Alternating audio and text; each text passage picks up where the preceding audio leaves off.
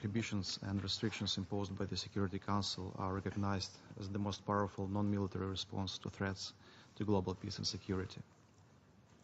We share the view that sanctions remain an important tool to counter terrorism, prevent conflicts, consolidate peace agreements, protect civilians, and curb WMD proliferation.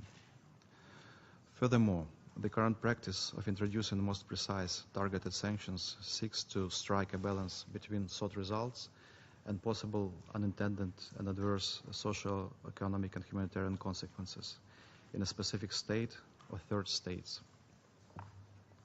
Significant progress has also been achieved in designing and monitoring the implementation of sanctions regimes since the time when the Council's informal working group on general issues of sanctions was first set up in April 2000.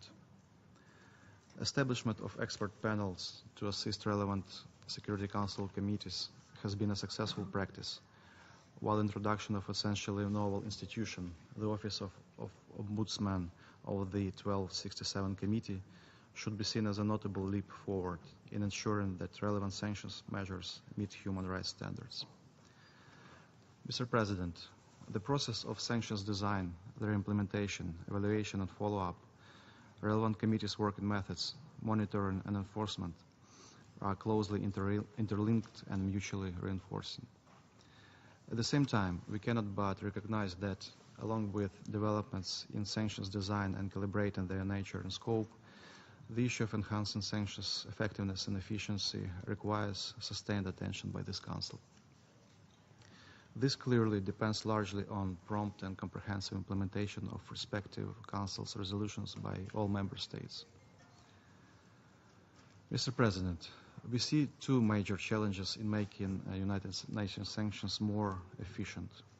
First, and here we echo UK delegation, is the lack of political will, which prevents the Council from responding promptly and decisively to grave violations of international law. Second, outright obstruction or evasion of the existing sanctions.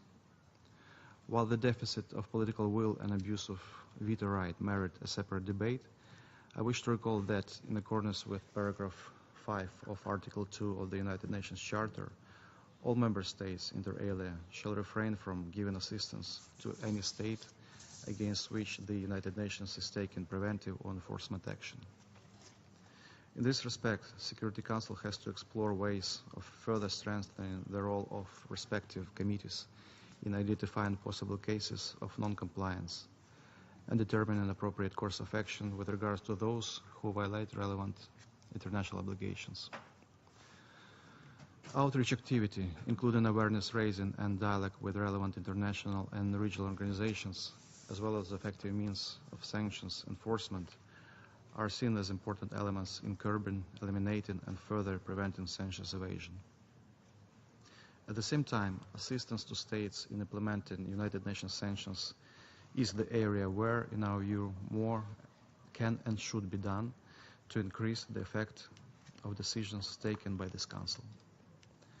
Let me also stress in this connection the important role played by various international and regional organizations in implementing sanction regimes to respond to breaches of peace and other grave violations of international law.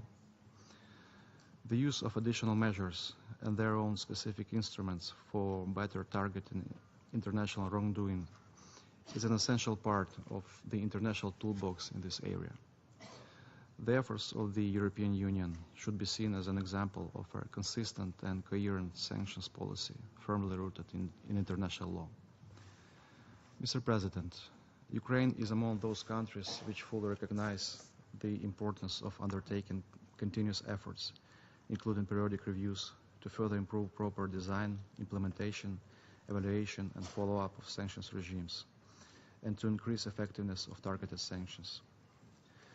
To this end, we are in favor of further endeavors, including relevant Secretary General report, aimed at independent review of cross-cutting issues and trends in sanctions application, best practices and challenges in their implementation, as well as preparing recommendations, including with regard to practical options to better support Member States' capacities in this area. Let me close by citing Jan Eliasson, and I quote, "Sanctions can work when they are designed and implemented well, and when they enjoy the support of member states on and outside the Security Council. Thank you, Mr. President.